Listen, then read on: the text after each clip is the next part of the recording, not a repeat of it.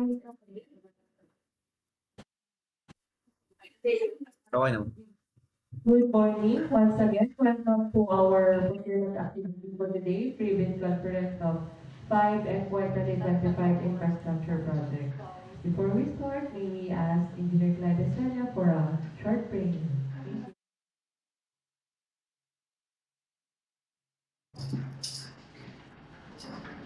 Okay,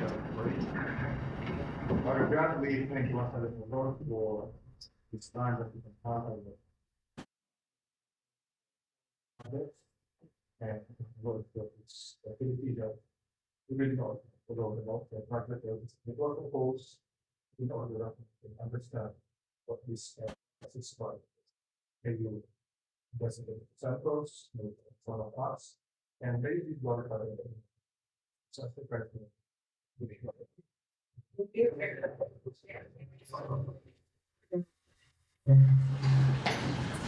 morning. Barangay for today's credit conference, January 30, 2022. Presently with us, the Bacnotan, Engineer Maria Sudipen, Back Vice Chairman, Engineer Gabriel, Back Member, Engineer Clyde Estrella, and Back PWT, Engineer Sudipen, and Back Secretariat, Engineer Lodge, Back PWT, Engineer Randolph, Back Joseph Taliban, Engineer Gabriel, Engineer Amidito Pinto, Engineer Vincent Guzman, Arvin Alcasta, Bank Secretariat, Engineer Asteto Pinto, Arlie Verdeguet, Bank Alpha Poblacion,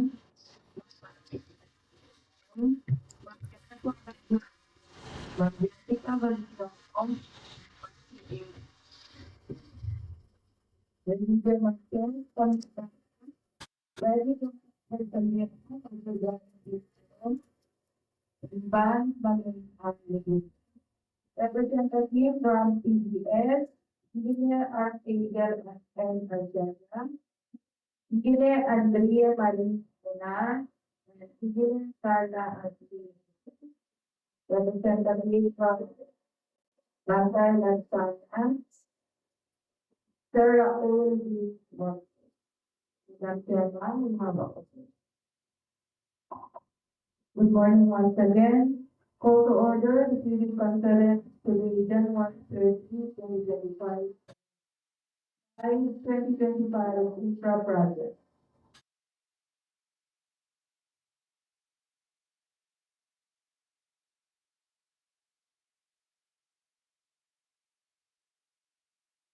And now proceed with the discussion of that project.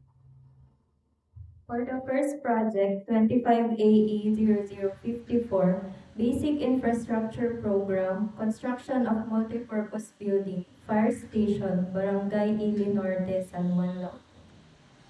It is located at Barangay Norte, San Juan, Norte, with an appropriation of 10 million and approved budget for the construct of, and its duration is 180 calendar days. So these are the references and attachments for the program of works. For the scope of works, we have structure excavation, thermal footing, column, wall footing, grading, and septic tank. We have a fill of 100 mm on mud footing, grading, wall footing, septic tank, and slab on fill concrete. Embankment from structure excavation, structural and rebar works of mud footing, ground floor with wall footing, second floor and third floor slab footing. Roofing works of locker room, including all necessary auxiliaries. Plumbing works, pipes and fittings, fixtures, and 3,200 liters water tank. Construction of septic tank. Electrical works, pipes and fittings and wirings. Painting works, steel. Supply and installation of doors at exterior walls only. Waterproofing second floor CR and third floor slab. And railing works of fire exit stairs. These are the items of work for Part B, Project Billboard and Occupational Safety and Health. Part C, structure excavation, embankment from roadway or structure excavation, embankment from road. Part D, structural concrete 3000 PSI, Class A, 28 days. Structural concrete, Class A, 28 days. Reinforcing steel deformed, grade 40. Reinforcing steel deformed, grade 60. Formworks and false works. And for the finishing and other civil works, plumbing works, fire exit steel doors, fabricated metal roofing accessory gauge 26 flushing, fabricated metal roofing accessory gauge 24 gutters, repainted metal sheets, rip type long span above 0.427 mm, waterproofing, painting works, CHB non-load bearing 150 mm, metal structures and structural steel. For Part F, electrical works, conduits, boxes and fittings, wires and wiring devices, and panel board with main and branch breakers. Lastly, for the plans and drawings, we have the lot plan, ground floor plan, second floor plan, third floor plan, front elevation, rear elevation, right side elevation, left side elevation, roof plan, foundation plan, and finally the perspective view. For the information of everyone, the major category assigned for Quantum 525 construction of FPG Park Station for Barangay San Juan La Union, is under BIPWOPLC, Buildings Construction, uh, Lower.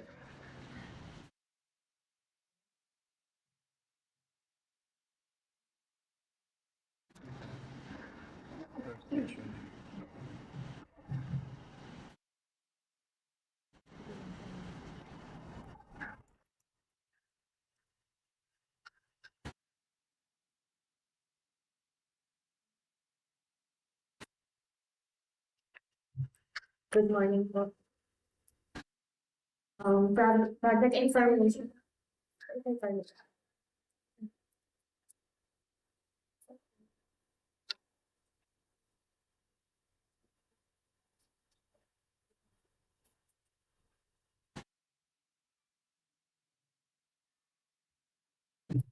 Basic infrastructure program, completion of multipurpose building, Zaragoza Elementary School, Barangay Zaragoza, Bacnotan. Location, Barangay Zaragoza, Bacnotan, La Union. Appropriation is for NDC is 3,960,000, third section 120 calendar days.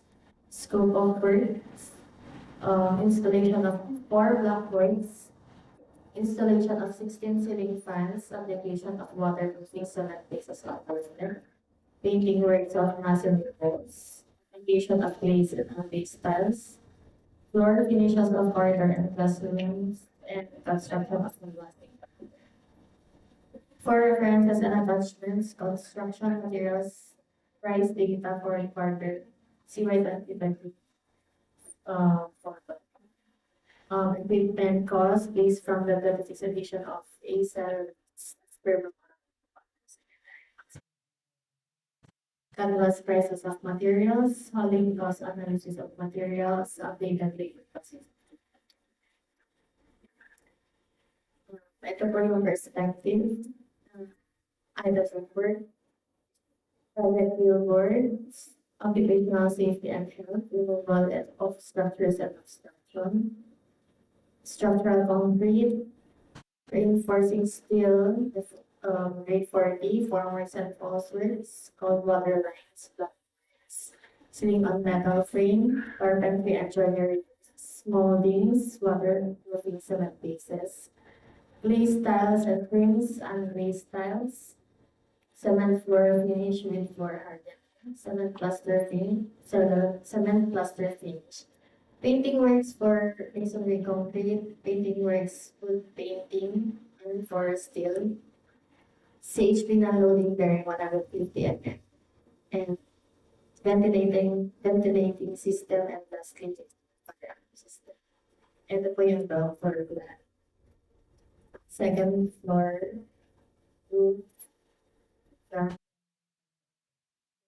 actual site conditions. For 2580-057,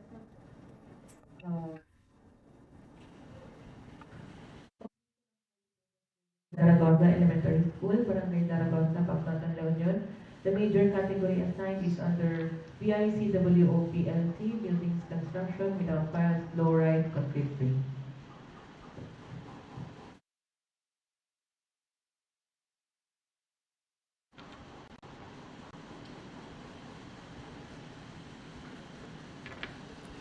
Twenty-five AE 0058, basic infrastructure. Completion of multi-purpose building, Barrientos Elementary School, Pavilion, Barangay Barrientos, Lunalo, with an appropriation of 3,000,000, ABCs 2,170,000, and with calendar days of 120. Completion, scope of work is removal of structures and obstruction, structure excavation, structural concrete, for footing, column, beams, and floor slab, structural steel, painting works, roofing works, and detailed breakdown is project billboards, occupational safety and health, for earthwork, removal of structures and obstruction, structure excavation, embankment from roadway, structure excavation for common soil, gravel fill, structural concrete 2000 PSI class 8 to 8 days, reinforcing steel, grade 40, formworks and false works, and for finishing and other civil works, is plumbing works, fabricated metal accessory 24 for gutter, repainted metal sheets below 0.427 mm with type short span, painting works, and structural steel. Here is the perspective.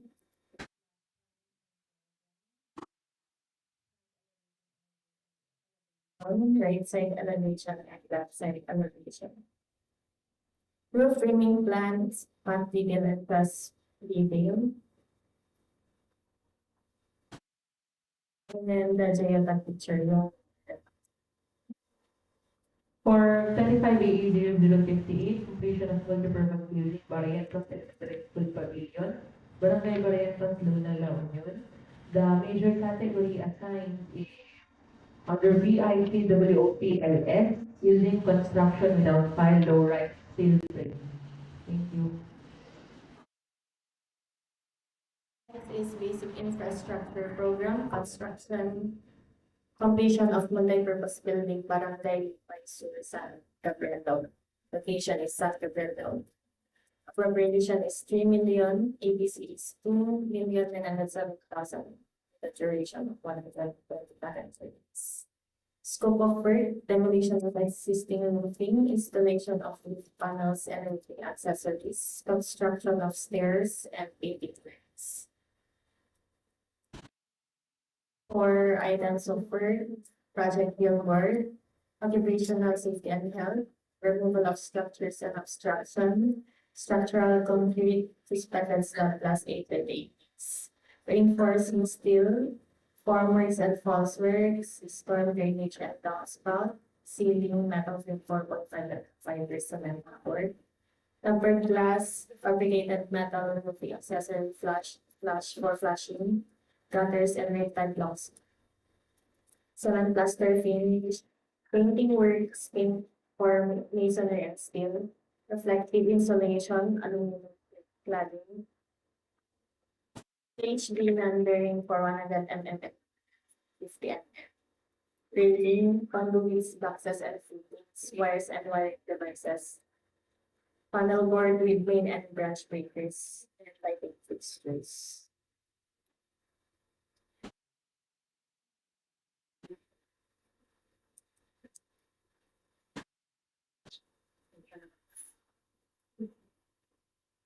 Front elevation, cross section, and longitudinal section, and the actual site foundation. For that, I needed to do specific construction completion of multi-purpose building project. The major category assigned is under DPWH, buildings construction without fire, low-rise construction.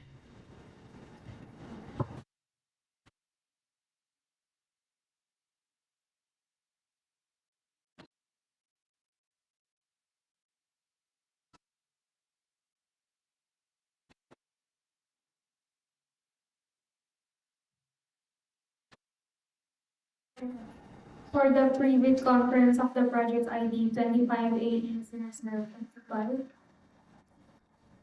its project title is Basic Infrastructure Program, Construction of Multipurpose Building, Fire Station, Barangay, Poblacion, Sudipen, located at Barangay, Poblacion, Sudipen, with an appropriation of 10 million and an ABC of 9,900,000. Its duration is 180 calendar days. Its project location, site development plan, and the computation of the project duration. Its scope of work includes structural excavation of soil for footing, column, wall footing, grade beam and septic tank, gravel fill of 100 millimeters, embankment from structural excavation, structural and rebar works of ground floor with wall footing, second floor and third slab only, roofing works of locker room, plastering works, application of concrete topping with floor hardener, plumbing works, construction of septic tank, electrical works, painting works for masonry and concrete, and painting works for steel, installation of fiber cement ceiling for ground floor and second floor, supply and installation of doors and windows and glass block window, waterproofing of second floor CRs and third floor slab, railing works of fire exit stairs and sliding gate, tile works for ground floor, second floor, and CR walls. The references and attachments are these for the program software. The itemized breakdown includes Part B, other general requirements, project billboards, signboards, occupational safety and health. For Part C, earthworks, removal of structures and obstruction, structure excavation, embankment from roadway or structure excavation, gravel fill. For Part D, structural concrete, 3,000 psi Class A 28 days and 3,500 psi Class A 28 days.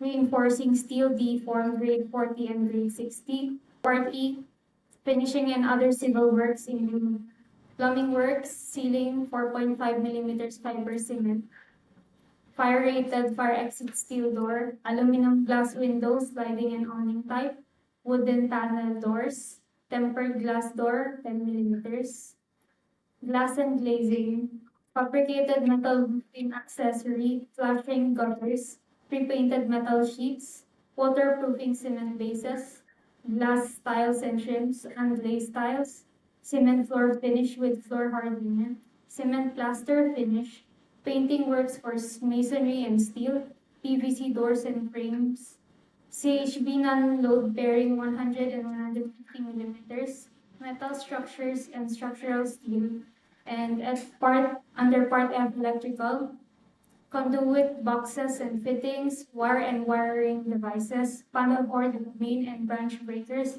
lastly, lighting fixtures. This is the ground floor and second floor plan, the third floor plan,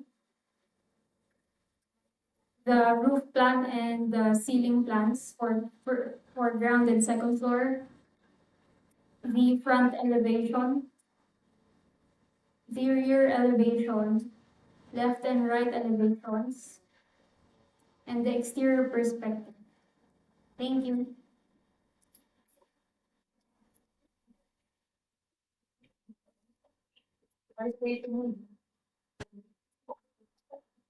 For the construction of MPV fire station, Barangay Poblacion, Sudipen lang yun. The assigned major category is under BIPWOPLP, Buildings Construction Without Files, Low Rise Concrete Frame. The scheduled bid opening of these projects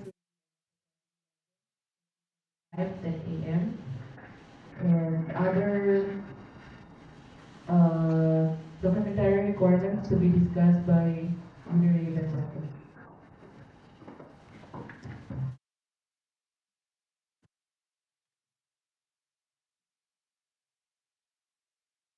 Good morning. For the documents to be submitted by the bidders, bid submission may be done manually or electronically. However, bidders should only select one mode of submission, either manual or electronic. Similar to manual submission, the guidelines for the preparation and submission of an electronic bid are contained in BDS ITB Clause 21 and DO 87 Series of 2020. All electronic bids must be sent to the email address dpwh.launion1@yahoo.com.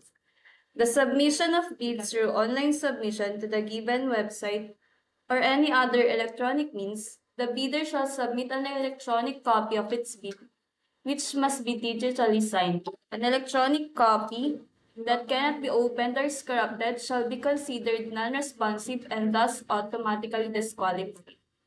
For the checklist of technical and financial documents, for technical proposal, Class A documents, valid field jobs registration certificate, in accordance with the section of the IRR.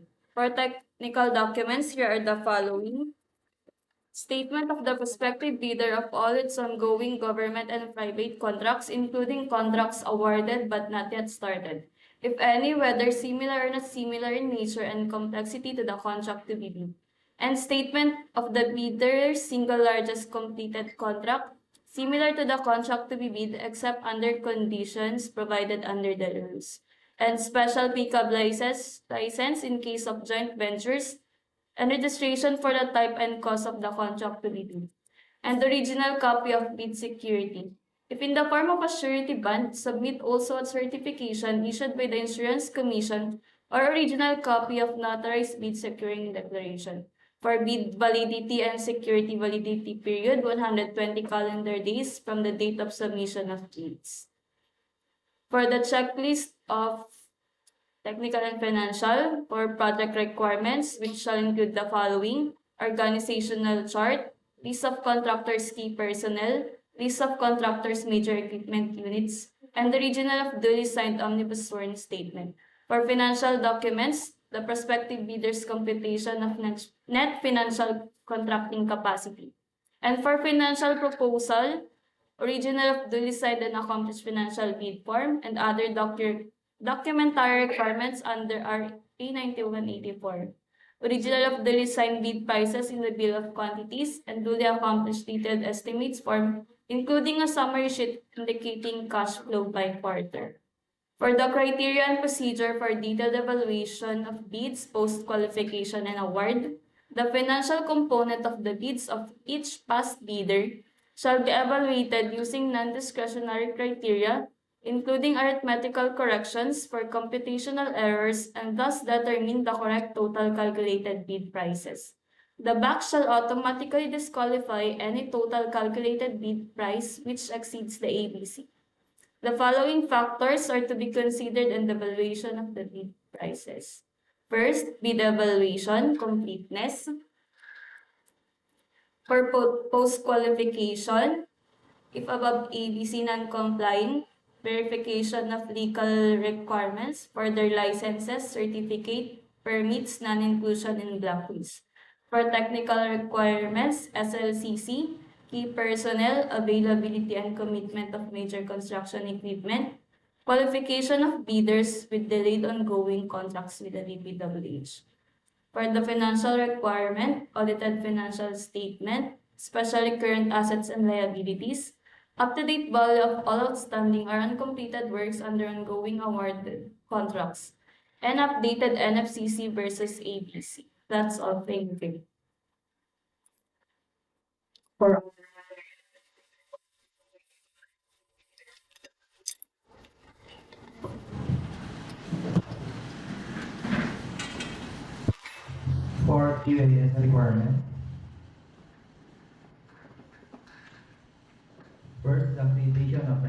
source material engineer assigned to the project should be valid during the project duration.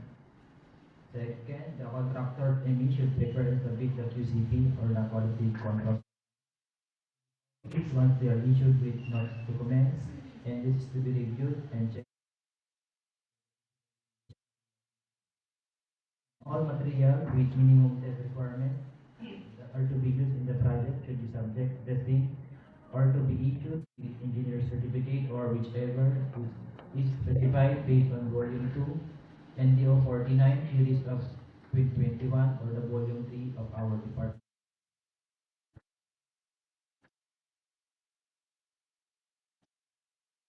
For our schedule of back activities, our next back activity will be on February 11, 2025, the bid opening of this FY 2025 infrastructure project.